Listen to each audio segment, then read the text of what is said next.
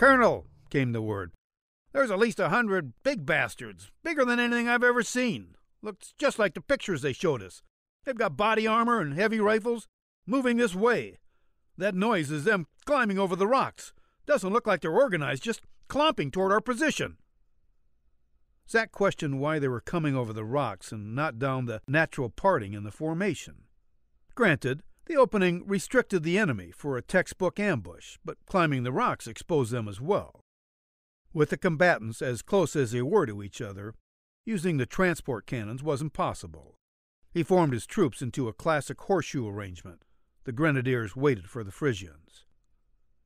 Clear of the craggy mounds, the huge warriors plodded into the trap. Remembering Colonel Byerley's admonition not to wantonly kill the Frisians, Zachary, using his comm on broadcast at the same time, opened a channel to the colonel. He ordered the Frisians to lay down their weapons and surrender. The ragtag army stopped, milled around a few seconds, confused, looking for their target. Apparently only interested in following their instructions, they blandly stared into the dark. One raised his blaster and shot without seeing the enemy. 100 blaster and laser rifles lighted the black night, shooting, still with no fix on their targets. Hidden behind the boulders, the Grenadiers remained reasonably safe from the fusillade. Seeing the lack of discipline in the formation, Zachary wondered how they kept from shooting each other. As the Frisians emptied their weapons, they just stood around, seemingly not knowing what to do next, or even if there were a next.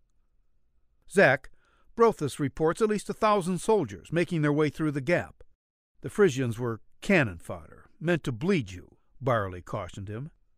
Zachary moved to the right end of his horseshoe, to the south, 100 meters covering the rock opening.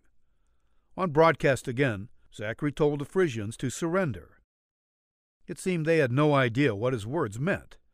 He stood. A mistake, and the Frisians attacked his position. "Low-power blasters only!" he yelled to the Grenadiers. "Fire!" Lower-powered weapons had little effect on the attackers. Less than 50 meters separated them.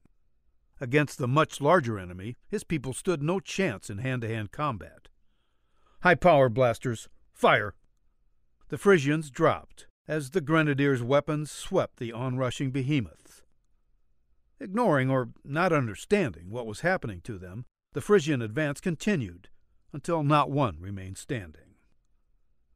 Zachary signaled an end to the carnage and told his people to focus on the rock face opening.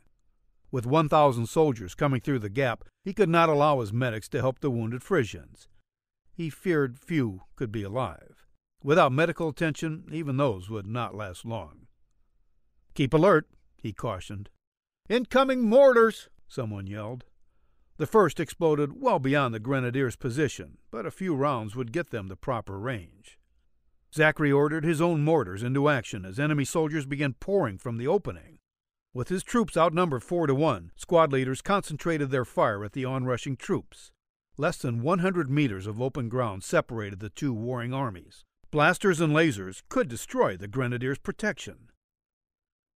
Zachary ordered killing fire into the onrushing soldiers. Still, the attackers continued headlong into the withering kill zone. Unable to stop them all, the Grenadiers devolved into vicious hand-to-hand combat. Zachary pulled his K-bar knife and slashed as a man leaped his barrier, aiming at the separation in the body armor. The man grunted and went limp mid-air. Not waiting for the mortally wounded man to fall, Zach pivoted behind his rock position as deadly lasers lighted the area, and then he slashed at another hurtling body, hitting only armor. Swinging his blaster, hitting flesh and losing his...